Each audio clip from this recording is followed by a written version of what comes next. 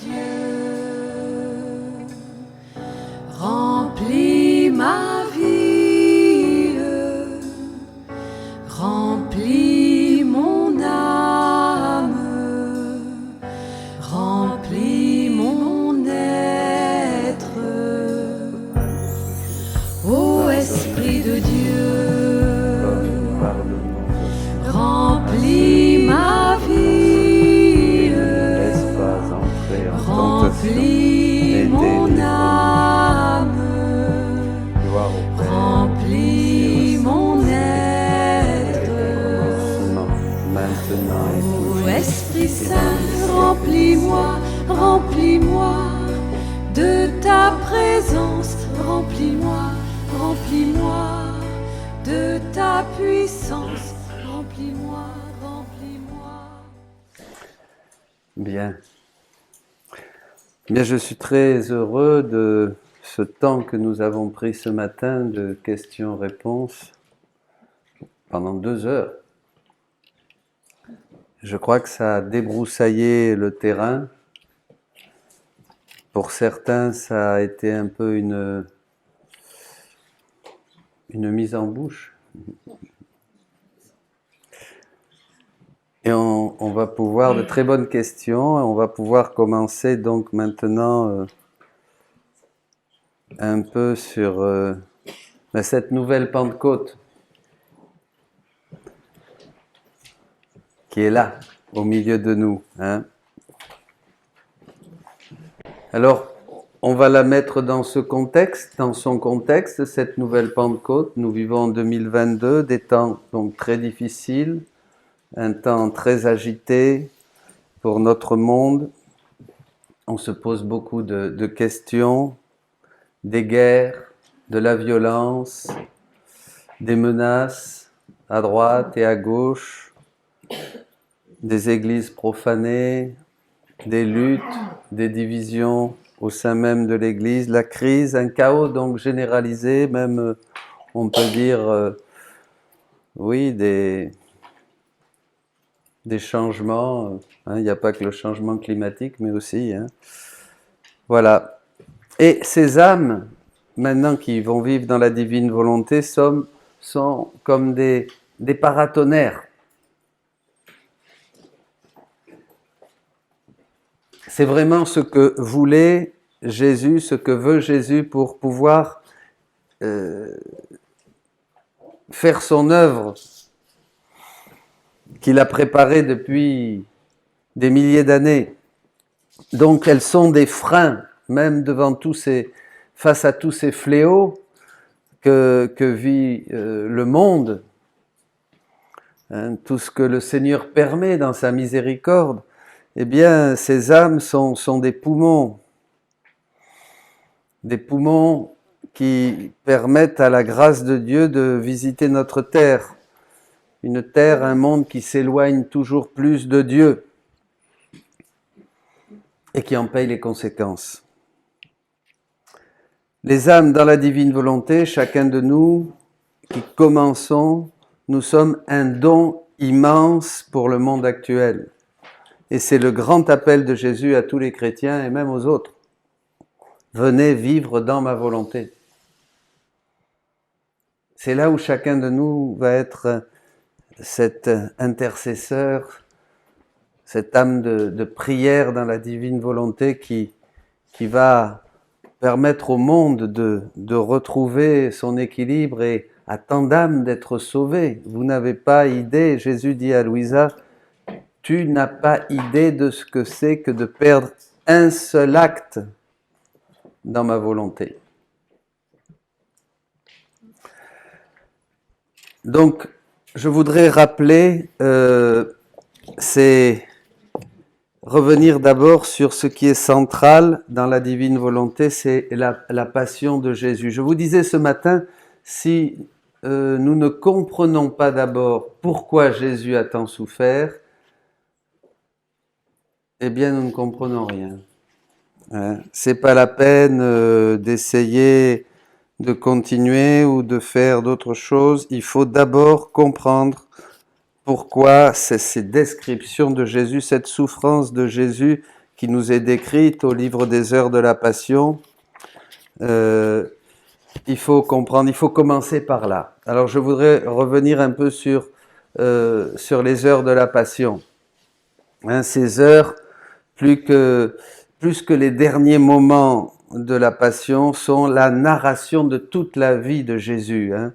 Il n'a pas souffert seulement pendant les dernières 24 heures de sa Passion, il a souffert toute sa vie depuis son incarnation jusqu'à sa mort sur la croix. Et des souffrances qu'on ne connaissait pas, nous.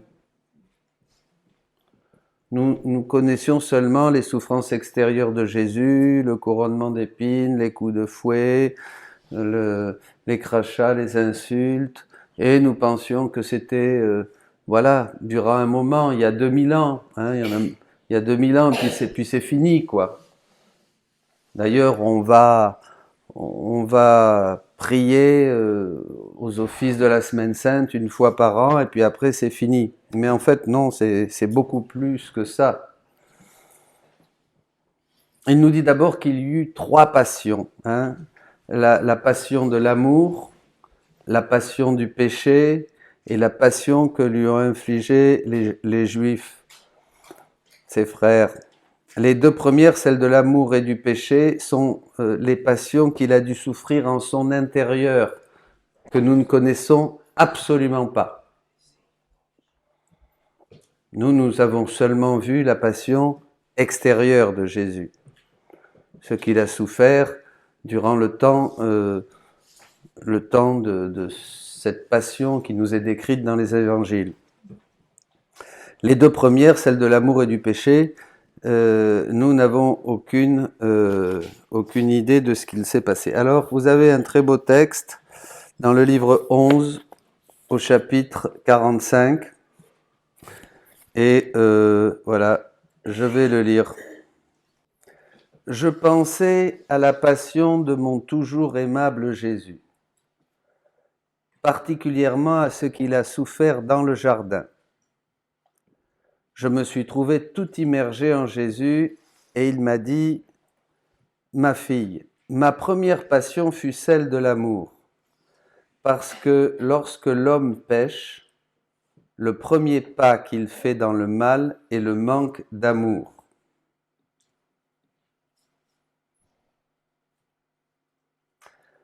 Donc, quand l'amour manque, l'homme se précipite dans la faute.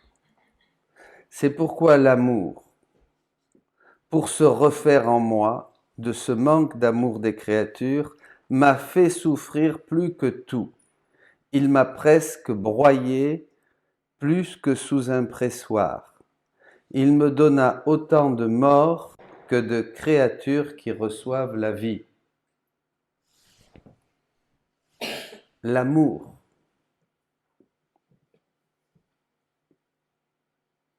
L'amour pour se refaire en moi. Jésus a dû refaire tous nos actes qui n'avaient pas comme finalité, pour finalité, l'amour de Dieu. Tous nos actes séparés de la divine volonté. Il les a tous refaits. Et ça lui a coûté une mort par acte, par pensée. Je continue, on lit ensemble. Le second pas, ça c'est la passion de l'amour. Le second pas qui se produit dans le péché, c'est d'usurper la gloire de Dieu. Et pour se refaire de la gloire qu'on lui ont ôté les créatures, le Père m'a fait souffrir la passion du péché. C'est-à-dire que chaque faute me donnait une passion particulière. Une pensée mauvaise, une épine. Une mauvaise action, un coup de fouet. Tout ça, ça nous est décrit dans la Passion. Ben oui, Jésus nous a refait tous particulièrement, il nous a aimés. La passion du péché. C'est-à-dire que chaque faute me donnait une passion particulière. Même s'il y eut une seule passion, le péché au contraire me donna autant de passion que de fautes commises jusqu'à la fin du monde. Et c'est ainsi que la gloire du Père a été restaurée.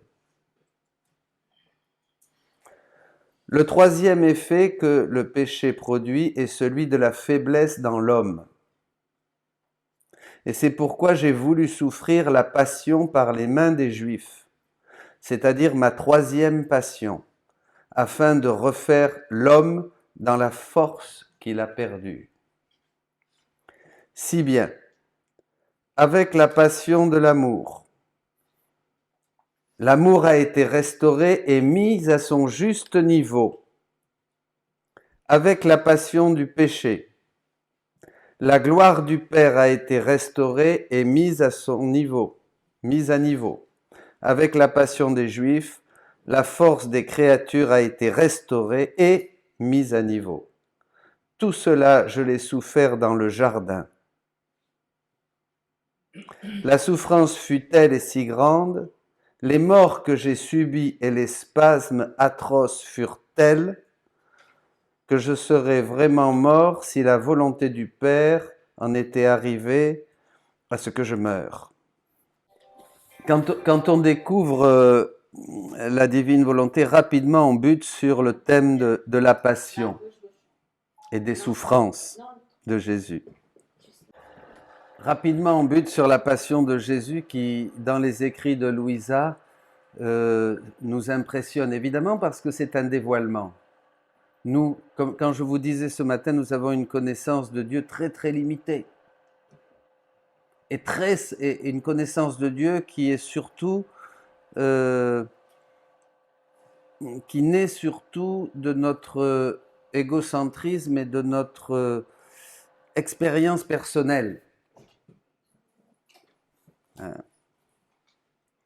Une vision donc très réduite de la passion. Nous sommes habitués à contempler les derniers moments de la vie de Jésus, où nous le voyons agonisant au jardin, flagellé, couronné d'épines, bafoué, crucifié, finalement mort et enterré. En fait, ce n'est pas si simple. Le premier pas que fait l'homme en péchant est de manquer à l'amour de Dieu. Et l'homme, en manquant à l'amour de Dieu, manque à son devoir et contracte une dette envers Dieu. Chaque fois que je manque à l'amour de Dieu en péchant, j'ai une dette dans cet acte que je fais. Vous êtes d'accord avec moi? Il se coupe de Dieu et meurt à la vie de la grâce. Par conséquent, sans la grâce, il n'y a aucun espoir d'aller au ciel. Jésus doit venir et payer pour chacun des actes qui n'ont pas été faits avec cette finalité d'aimer Dieu plus que toute chose. Non seulement le péché, mais aussi chaque fois que je fais quelque chose pour moi, qui n'a pas pour finalité l'amour de Dieu, c'est quelque chose qui ne sert à rien. Juste pour moi, pour me faire plaisir. Alors évidemment, je suis comme ça, puisque depuis le péché, je suis complètement centré sur moi. Mais que ce soit faire un bon repas pour mes petits-enfants. Si ça n'a pas une finalité, si je le fais avec l'intention que Dieu soit glorifié, c'est complètement différent. Mais ou autre chose, vous voyez, pour me faire plaisir, parce que ça me fait plaisir de recevoir des amis, ça me fait plaisir de faire, je sais pas moi, un bon repas avec eux et qu'ils soient contents et tout ça, et bon, ça paraît tout à fait légitime. Eh bien, comme cet acte a été fait sans cette finalité de l'amour de Dieu, pour Dieu, ça va coûter une mort à Jésus.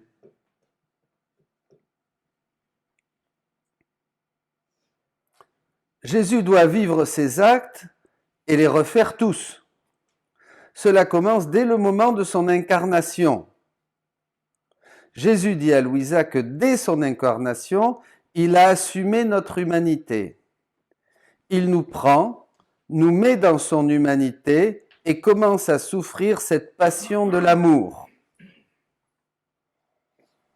Il faut rappeler que Jésus ne vient pas seulement donner aux hommes le pardon de Dieu, mais il vient refaire l'homme afin qu'il retourne au point d'origine.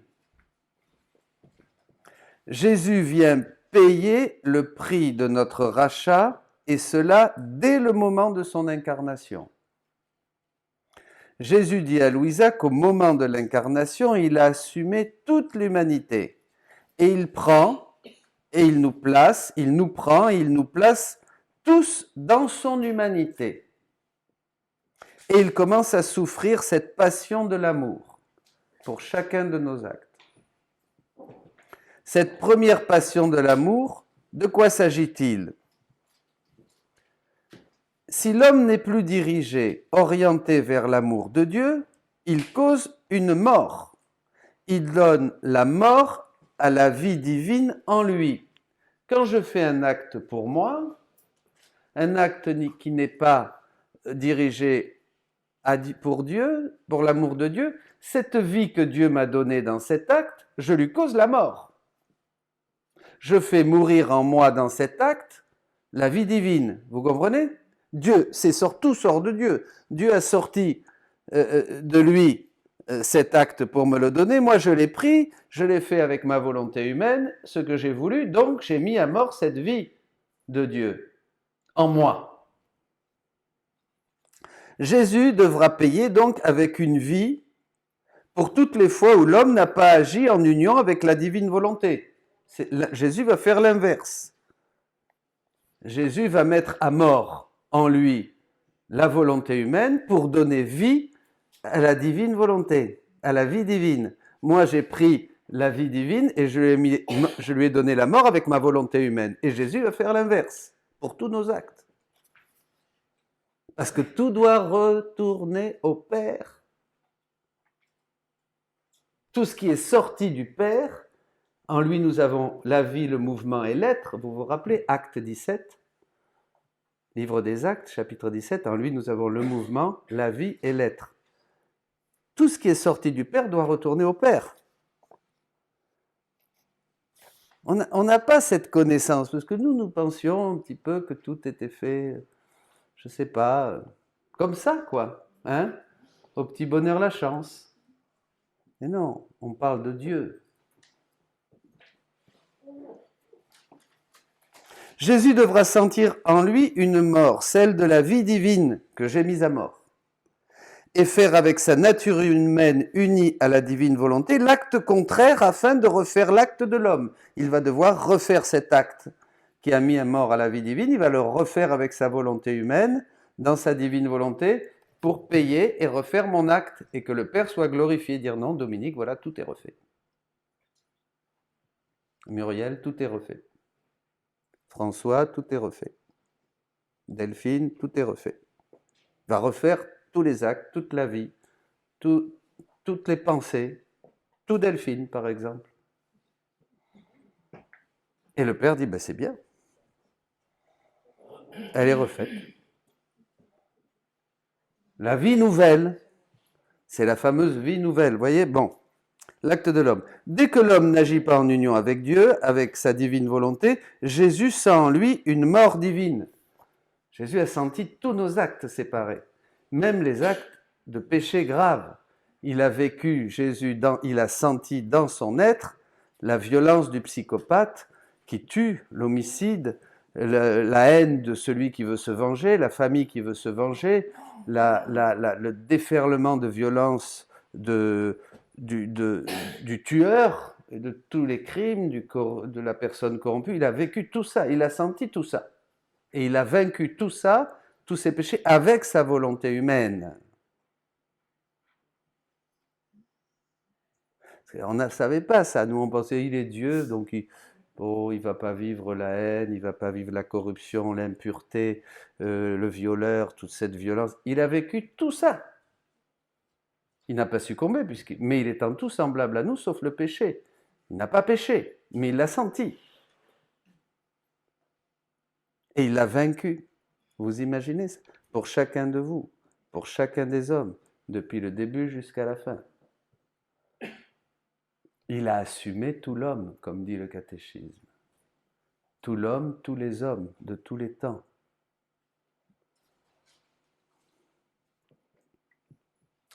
Dès que l'homme n'agit pas en union avec Dieu, avec sa divine volonté, Jésus sent en lui une mort divine. Cette passion inconcevable pour l'esprit humain, dit Jésus, va être infligée à Jésus par l'amour même de Dieu. C'est Dieu qui va faire vivre à Jésus cette passion. Ben oui, il n'y a que Dieu qui peut savoir le nombre d'actes, le nombre de vies divines qui ont été mises à mort par la volonté humaine, le nombre d'hommes du début jusqu'à la fin.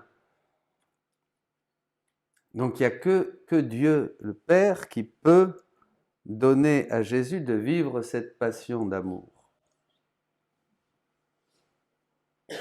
Seul Dieu pouvait connaître l'intensité et le prix que Jésus devait payer pour racheter ses enfants. Nous n'avons pas idée des souffrances de Jésus, ni du nombre d'actes que Jésus a dû vivre pour nous afin de nous restituer au point d'origine. Nous n'avons pas idée du nombre d'actes que Jésus a dû souffrir pour nous, vivre pour nous, afin de nous restituer au point d'origine. Chacun et tous les hommes de tous les temps, depuis le commencement jusqu'à la fin.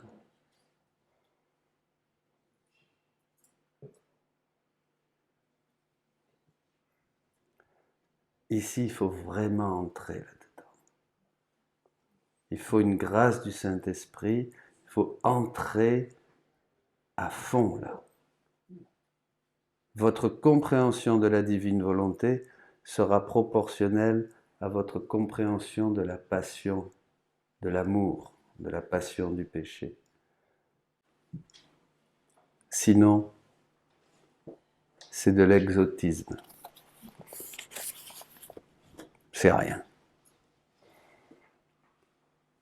Pour ça qu'il ne faut pas se leurrer. J'ai mis du temps à comprendre ça.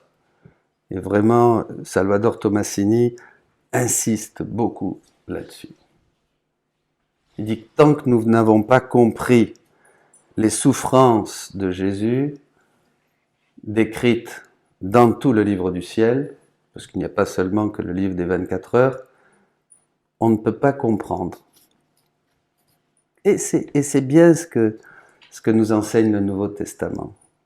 Nul ne va au Père sans passer par moi. Je suis le chemin. Notre ressemblance à Jésus, tant qu'on est sur terre, sera toujours une ressemblance à Jésus crucifié. Qui ne cherche pas la croix du Christ, ne cherche pas la gloire du Christ, dira saint Jean de la Croix. Tous les saints, jusqu'à maintenant, nous ont enseigné comment prendre la croix et devenir disciple de Jésus. Donc vous voyez, là déjà, il y a des préparations qui nous enracinent vraiment dans ces dispositions pour pouvoir dire vraiment fiat, oui, à la divine volonté. La deuxième passion, c'est la passion pour le péché. Le péché mérite une peine. Catéchisme de l'Église 1472, 1473. Cette peine, Jésus devra la souffrir afin qu'elle soit pardonnée. Là, on est dans le pardon. La peine conséquente au péché, Jésus doit la souffrir. Pour chacun de nous. Nous avons vu la passion de l'amour, et ici, il s'agit de restituer au Père la gloire que nous lui avons usurpée en péchant. Quand je pêche, j'usurpe, je vole Dieu, j'usurpe la gloire de Dieu. C'est aussi l'amour de Dieu qui va infliger, toujours, cette peine à Jésus, car aucune ne peut être omise. Tout doit être restitué. Pour les mêmes raisons que dans la passion de l'amour. Et Jésus va donc souffrir pour toutes les fautes et peines dues au péché qui se commettront jusqu'à la fin du monde.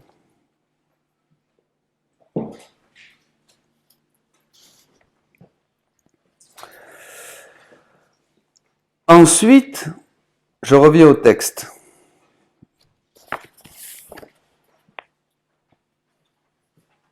du 22 janvier 1913, livre 11, chapitre 45. Ensuite, j'ai pensé au moment où mon aimable Jésus a été jeté dans le torrent du Cédron par ses ennemis. Le béni Jésus se faisait voir avec un aspect qui portait à la pitié, tout mouillé de ses eaux sales. Il m'a dit, « Ma fille, ancrée en l'âme, je l'ai revêtue d'un manteau de lumière et de beauté.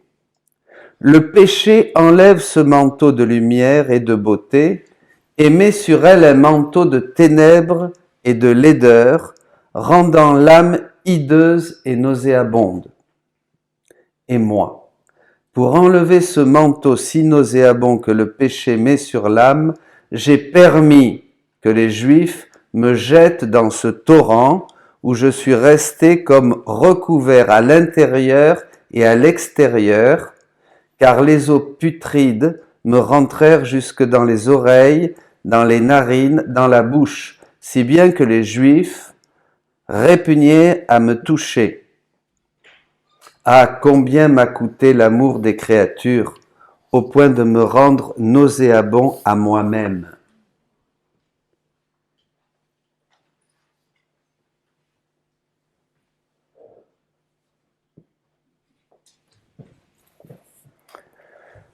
C'est vraiment terrible, et cela de deux manières. D'abord par le Cédron, mais surtout par la pourriture interne de l'homme. En effet, le Cédron était les égouts de Jérusalem. Certes, c'est horrible d'être tombé dans le Cédron.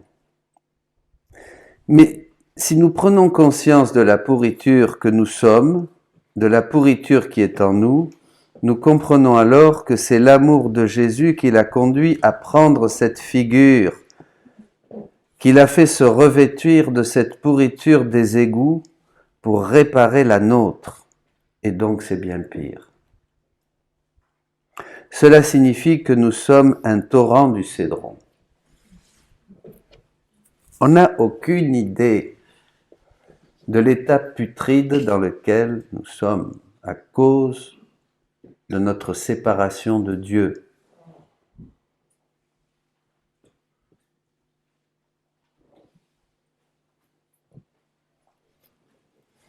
Pas tant de nos petits péchés, gros péchés personnels, notre état.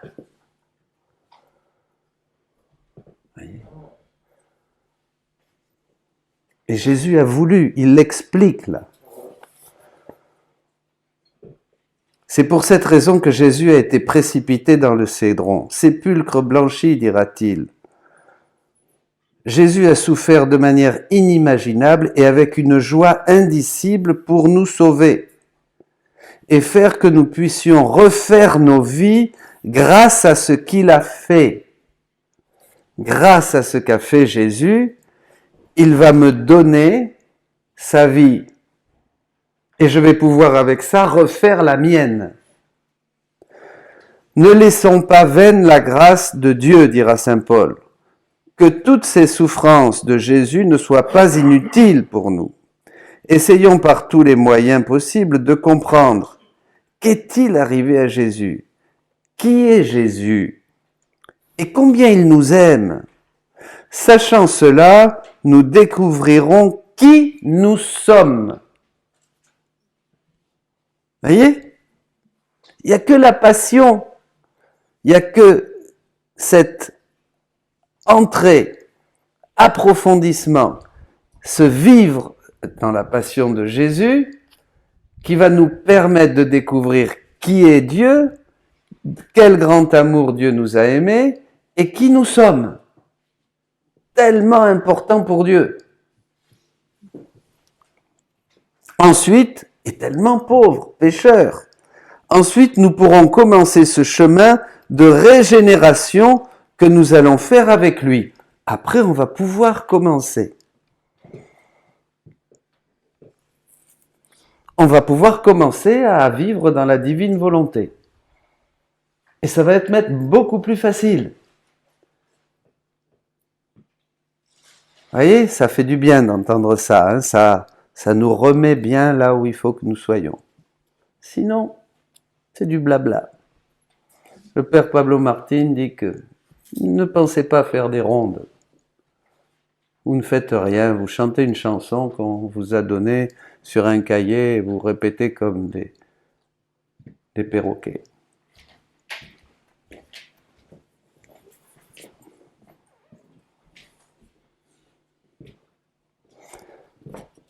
Ensuite, nous pourrons donc commencer ce chemin. Écoutons et laissons descendre dans nos cœurs ces paroles de Jésus à Louisa. Entre dans la profondeur des souffrances de ma passion. Entre dans la profondeur des souffrances de ma passion. C'est le commentaire de Salvador Tomasini au livre 11. Voilà. Nous y sommes. Donc, maintenant, on peut voir un petit peu qu'est-ce qui va suivre. D'abord, donc, le manque d'amour, c'est-à-dire, je résume, tous les actes que nous avons réalisés durant notre vie, mais sans y mettre comme finalité l'amour divin. Tu aimeras le Seigneur ton Dieu de tout ton cœur, de toute ton âme, de toutes tes forces. Nous ne recevons donc plus cet amour divin comme à l'origine le recevait Adam. Par conséquent, nous n'aimons pas Dieu à travers ce que nous faisons avec un amour divin. Les saints, bien sûr, nous ont dépassés avec un amour qu'à la grâce a transformé. La sainteté humaine, jusqu'à ses sommets, jusqu'au 7e demeure, jusqu'au mariage spirituel, l'union transformante. Nous avons des figures merveilleuses de sainteté humaine depuis 2000 ans. Nous n'aimons pas Dieu, et parlons aussi des bonnes œuvres, justement, pas du péché seulement. Jésus a dû payer une mort pour chaque action que nous avons faite sans la divine volonté.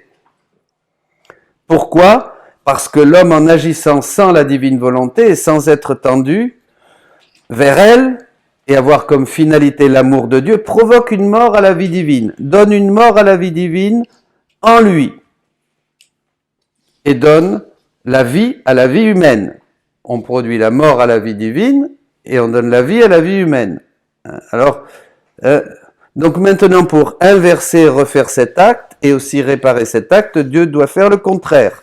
Jésus doit faire le contraire de ce que je vous expose là. Il doit donner la mort à la volonté humaine en lui, pour chaque acte, pour donner la vie à la divine volonté. D'accord ? Au début, ça paraît un peu comme ça, on ne comprend pas. Mais vous allez voir que d'ici quelques mois, moi aussi au début, je disais, oui, je comprends, mais je ne comprends pas. Et puis après, on comprend. Et c'est là où on commence à faire passer dans nos vies cette attention, ce martyre de l'attention, pour qu'en tout, ma finalité, ça soit Dieu. Mes pensées, ça soit Dieu. Mes paroles, ça soit Dieu. Ne pas juger, aimer. Vous voyez, là on commence vraiment à éviter, comme dit Jésus, l'ombre même du péché.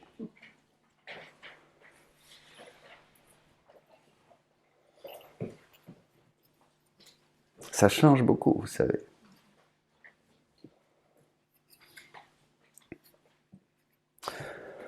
C'est à cause de cela que personne ne pouvait sauver l'homme avant, le rédimer, le refaire, car personne n'avait et possédait la divine volonté. Jésus dit, moi, si je n'avais pas eu cette divine volonté, je n'aurais pas pu sauver les hommes de tous les temps, je n'aurais pas pu refaire tous leurs actes. Le seul qui l'a possédé était le Verbe incarné, Jésus-Christ.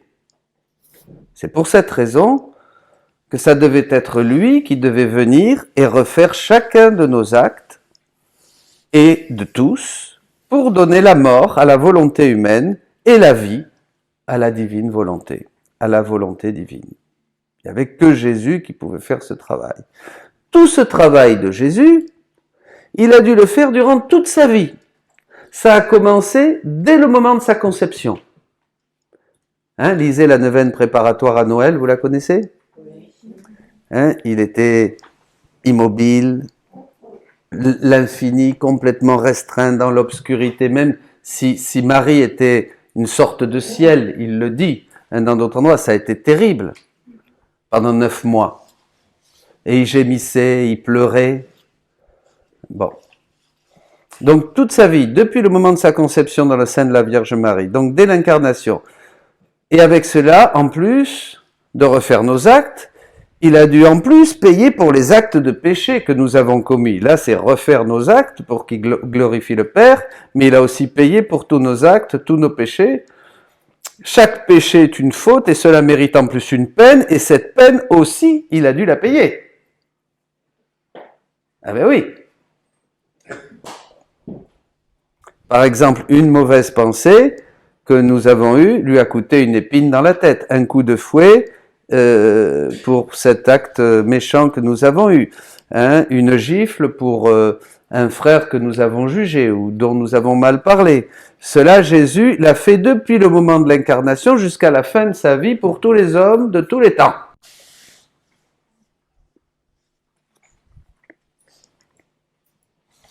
Ces deux passions, celle des morts continuelles, qui est la passion de l'amour, comme celle du péché, de la faute et de la peine qui en découle, ont duré aussi durant tout le temps de sa vie. Les dernières souffrances qu'a vécues Jésus et qui sont survenues à la fin de sa vie, durant la passion telle que nous la connaissons, sont celles qui ont remédié à la faiblesse de l'homme, hein, une faiblesse terrible de l'homme. Donc il a voulu refaire cette faiblesse de l'homme et lui donner la force, et ça c'est la passion que lui ont infligé les Juifs. C'est la passion que le Père ne pouvait pas lui infliger, évidemment. C'est impossible pour le Père de gifler Jésus, de lui donner des coups, vous comprenez? Et donc ça, il a laissé le soin aux hommes de le faire. Ils l'ont fait comme il faut. Hein. Mais enfin, cette passion de Jésus, c'était un adoucissement par rapport aux deux autres passions de l'amour et du péché. La passion des Juifs qui a restauré la force des créatures. C'est là où il a restauré notre force, parce que le péché, on est devenu encore plus faible aujourd'hui peut-être, je ne sais pas. L'homme est très faible et c'est pour cela qu'il tombe. Cette faiblesse, il va la refaire pour que nous retrouvions la force. Il va refaire par la souffrance, depuis sa capture au jardin, et à travers tout ce qu'il va souffrir, le couronnement d'épines, il va refaire cette faiblesse, nous redonner la force à travers la flagellation, à travers les humiliations, à travers la crucifixion et tout le reste jusqu'à la mort sur la croix. Voilà. Donc là, c'est une petite introduction. Parce qu'après, vous allez découvrir toujours plus cette beauté de l'amour de Dieu, cette grandeur de l'amour de Dieu.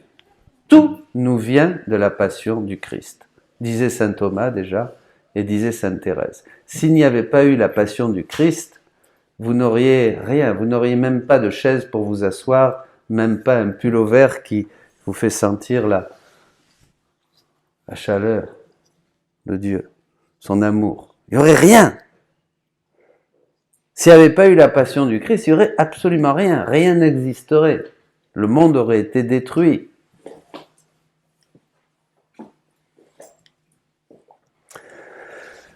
Alors ensuite, ce livre de la Passion va commencer à nous narrer et on va comprendre ce qu'a souffert Jésus, pourquoi il a souffert cela, et maintenant surtout, qu'est-ce qu'il nous invite à faire. Parce qu'il va nous dire, ben, tu vois comment j'ai fait, maintenant fais pareil. Ah bon? Eh bien oui, parce qu'il veut que sa vie soit multipliée. Le catéchisme le dit, que nous devons revivre les états et les mystères de Jésus, et qu'il doit les consumer en nous. Numéro 521, on en reparlera. Donc on va commencer avec l'adieu à sa mère. Jésus va donc nous faire une narration de sa passion, et chacun de ses actes, à lui, a pour but de refaire certains actes de l'homme. C'est très précis. Il faut avoir cela présent à l'esprit quand vous méditez les heures de la Passion.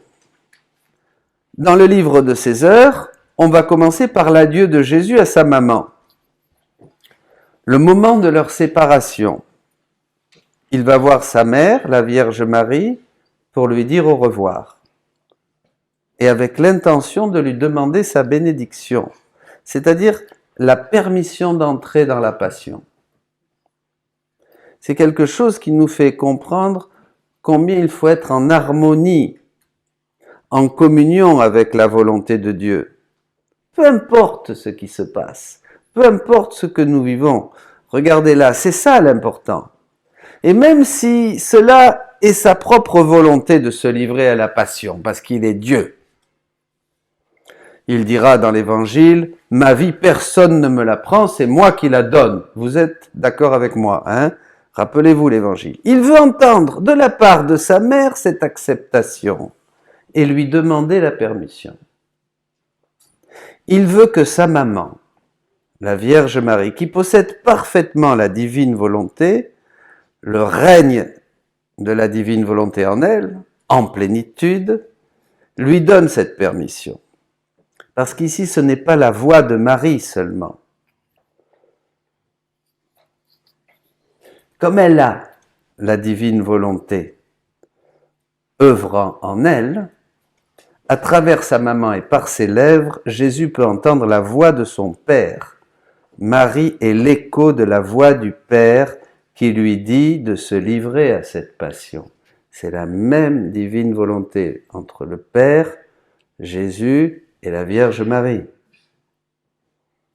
C'est pour ça que la Vierge Marie dira « Crucifie-le » et que le Père dira « Je veux que tu meurs et que tu meurs sur la croix ». Comprenez? Et ça, c'est quelque chose qui est important pour nous qui aspirons à vivre dans la divine volonté. Nous allons vivre avec une même volonté, celle du Père, celle de Jésus, celle de Marie.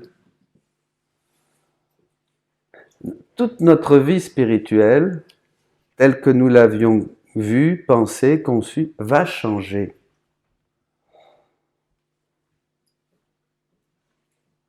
Vous n'avez plus rien à craindre.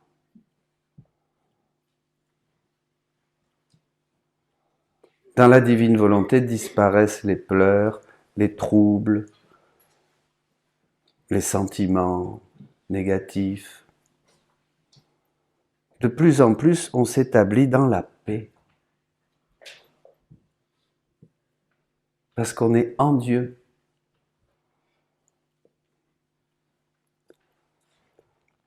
Dans cet adieu aussi, le fait de se détacher est là, de se déprendre totalement, de vivre et souffrir émotionnellement. Jésus va souffrir émotionnellement cette séparation de sa maman. Là, c'est toute la dimension morale qui est présente, tous ces détachements que nous vivons, que nous devons vivre avec nos familles, avec ceux que nous aimons, avec ceux qui s'en vont. Jésus va renoncer à tous ces liens et affections avec ceux qu'il aime, ici avec sa mère, pour glorifier le Père et pour le bien de toute l'humanité. Nous aussi, nous devons nous délier, nous libérer, c'était l'évangile d'hier, je crois. Hein? Si tu... Hein? Oui, de tous ces attachements et sentiments humains. Dès le début, donc, Jésus nous enseigne le chemin, comme dit l'apôtre Pierre, pour que nous marchions sur ses traces.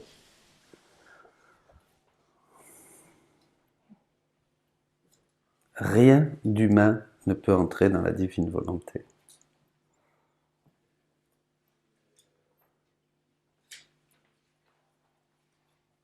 C'est là où on aime vraiment. C'est là où on aime comme Dieu. Nous nous aimons comme des êtres humains remplis de préférences, de choses, d'attachements, avec notre vision personnelle, nos égoïsmes. Pensez que la finalité, c'est que nous aimions comme Dieu aime, avec le même amour. C'est là où nous lui serons vraiment ressemblants, parfaite image et ressemblance de Jésus.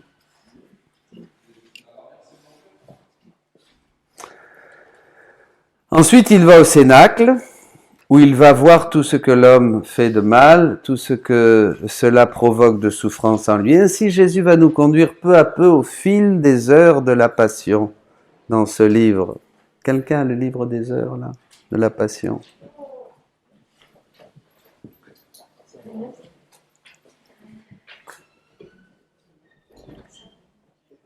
Personne?